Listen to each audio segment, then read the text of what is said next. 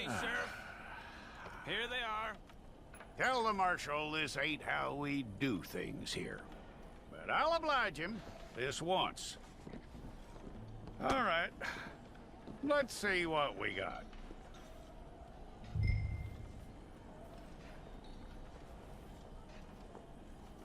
Okay, you, head through there. Fine. Go and get your picture took. Place your palms by your chest now for me. Here we go.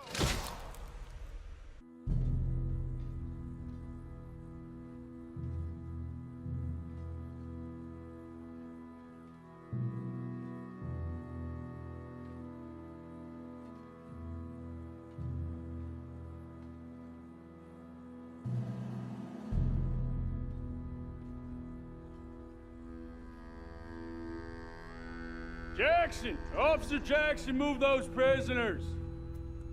Officer Benton! Kitchens aid staff! Officer Townsend, those rocks ain't gonna break themselves. What are you standing there for? Get moving! What are you looking at? Go on, get moving!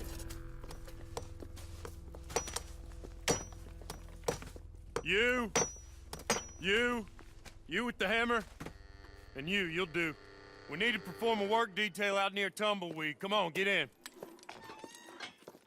Open the gate. Come on, Milliken.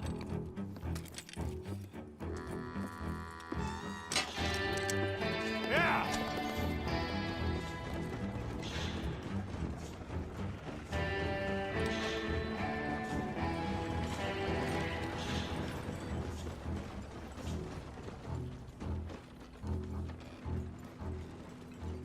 I tell you what, old Jameson is a wretched, sour old bastard, and no mistake. You lot stay calm in there. You aren't saying nothing. Well, you are now. Shut up. You know, my wife has acquired ideas significantly above her station. She's been reading too many goddamn books. Personally, I'm against education. Of women, I mean. And men, I guess. Unnecessary. Doesn't add much to the world. Education.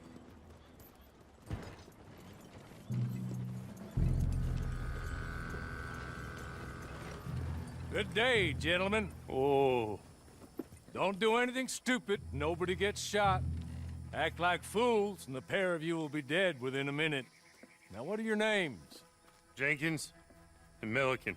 Well, Mr. Jenkins and Mr. Milliken, throw your guns to the ground and get on down here. That's it. Very glad to meet you. It's not worth being rash. You boys get paid a salary. You get that salary whether these people escape or not. Your wives presumably want you alive. Let them out. Now, please. Okay. Okay. You all run away. Aside from you. Try to stay out of trouble. This is a stroke of good fortune for all of you. Use it. Now, Mr. Jenkins and Mr. Milliken, be so kind as to quickly run away before somebody gets shot entirely unnecessarily. Go on, don't look back. Mr. Wendt, I believe it was $50 we agreed on. It was. Here's 50 each. Each? Yes. Now get out of here, both of you. My employer and I appreciate your professionalism. All we did was stand there and look tough. And you did it fantastically well. Good day, gentlemen. Now, sir, how about you pick up these guns, and we move out? My mistress is waiting for us.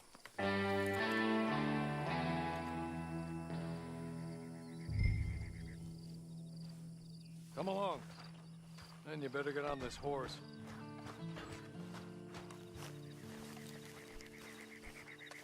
It's not much of an animal, but I haven't got far to ride. Get on the horse there. It ain't time for you to ride off on your own. Not quite yet. Now come along. Ready? Wonderful. I hope you'll forgive the secrecy. My employer particularly values discretion. My name is Mr. Horley, by the way. 6 months at Sisika Penitentiary, awaiting a hanging for a murder you did not commit. Must have felt a whole lot longer, my friend. You still seem strong, though. I mean, doesn't look like breaking all those rocks has left you entirely broken, in body or in spirit. I hope I am right about that. Rounding you folks up, and those sham trials, they were a disgrace. Made a mockery of the rule of law. I still can't quite believe they got away with it. There's others convicted when you were. Came out breathing fire. Maybe you're like that too. Guess we'll see. Or maybe you just want to put it all behind you, forget you were in there at all. That would be fine, of course. Just up here.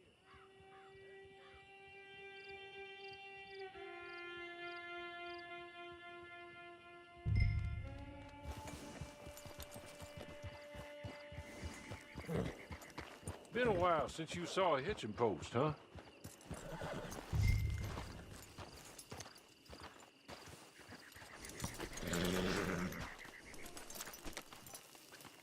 This way. She's anxious to meet you.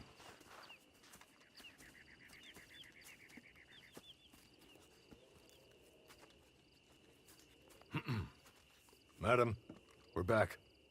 Hello. Jessica Leclerc, how do you do? What did you tell him? Nothing, as we discussed. Thank you, Hawley. I do hope we haven't inconvenienced you dreadfully. But seeing as you were due to be hanged in a week, I'm sure you don't object too strongly. I know you're innocent. Well, not perhaps exactly innocent, but not guilty of what you were accused. I know you and those who were with you that died were little more than patsies, and that you were set up by one of 3 men or a woman, possibly by all of them. I can't be sure, but that is all I know so far. And one of these people also made Mrs. Leclerc a widow. And I will avenge my husband's death, so help me God. But I will not avenge it upon them who did not cause it, or caused it unwittingly. Anyway, I'm sure this is all a touch confusing and melodramatic. Where are my manners? Hawley, please show our guests to their tent and give them some fresh clothes to put on. Very good, madam. Then serve us both a little refreshment. Certainly, madam. This way. You'll find a change of clothes in there, alongside a few other items you might need, a lasso, a knife, and a lantern, I believe.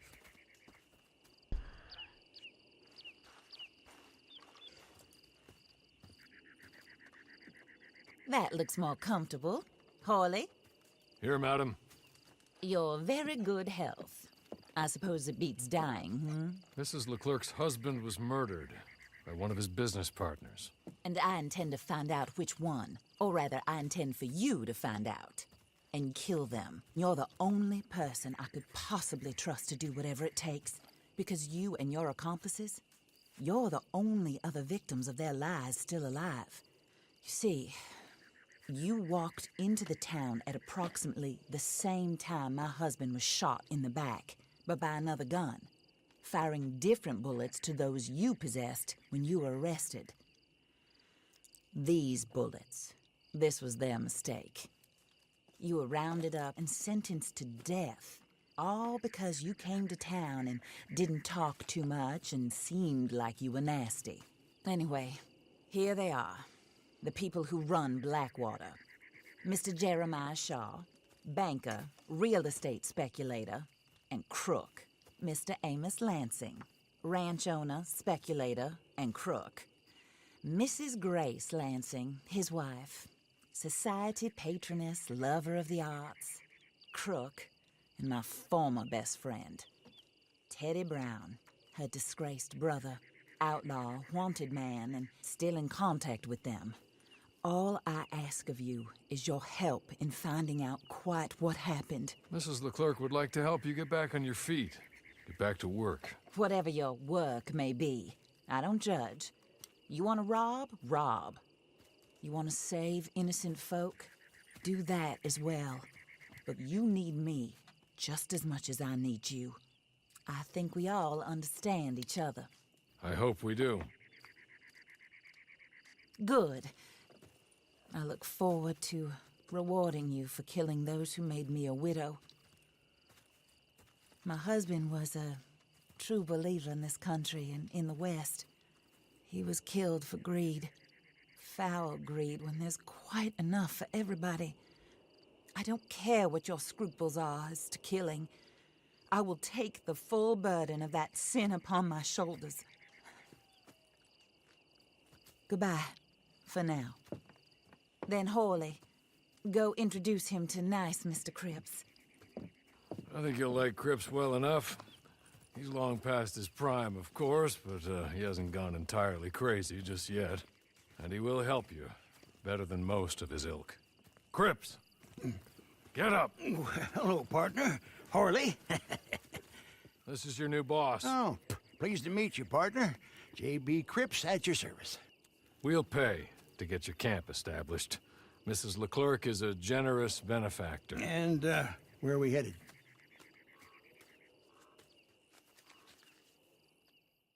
Oh, sir. While Cripps is establishing your camp, perhaps you can go to the station and see the clerk, then head to see Clay Davies. He's a horse thief, and not a terribly nice one. Then meet Cripps back at your camp. See you shortly, boss. Good luck. I win again. Did Hawley send you, Pop? I'm Clay Davies. This is my brother, Clive. He don't talk. Maybe you two will get along better. Maybe not. Listen, I heard you wanted to earn some money. So, there's a gang of ne'er-do-wells. They are a bunch of degenerates, not good people. They're out at Raskeller Fork with a bunch of horses they stole from me. Well, that's a lie, but they stole them off a fella I was gonna steal them off of. Maybe you could get them for me. You think you could do that for me, Pop? Oh, look. Here are your friends. Well, good. Meet me at the stable at Tumbleweed once you have the horse flesh, and I'll pay you good.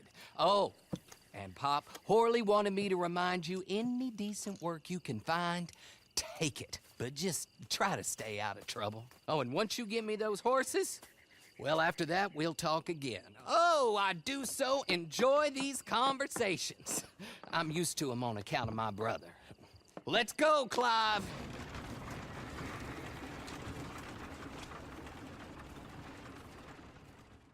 Well, well, well, Hawley was right about you, dead right. Ain't that dandy? Get that horse hidden away, Clive, and ready to move out as soon as we can. All right. Here's the money you earned. Now listen, Hawley came by and gave me a message. He said to go see your friend Cripps up at your camp. Now listen to me for a second. Any other decent horses you find, we'll buy them. Just as soon as we are set up, okay? Nice meeting you. You know what? Hold on, boy. I call him boy because I'm older. 30 minutes, he went black. Let's give our friend here back the horse.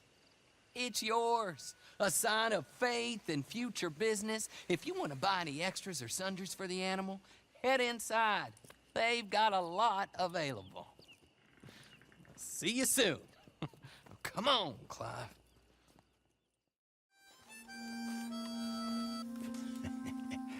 How do you get on with Clay Davies?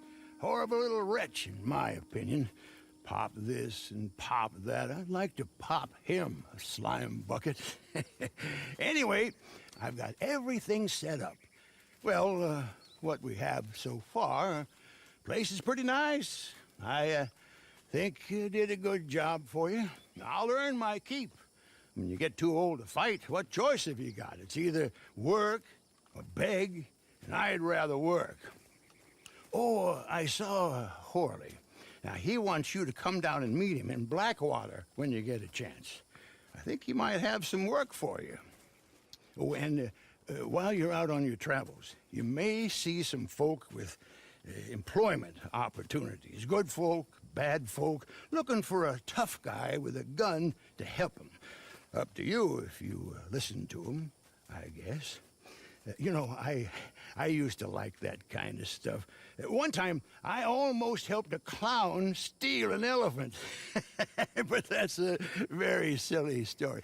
Welcome home. Make yourself at home. It is your home.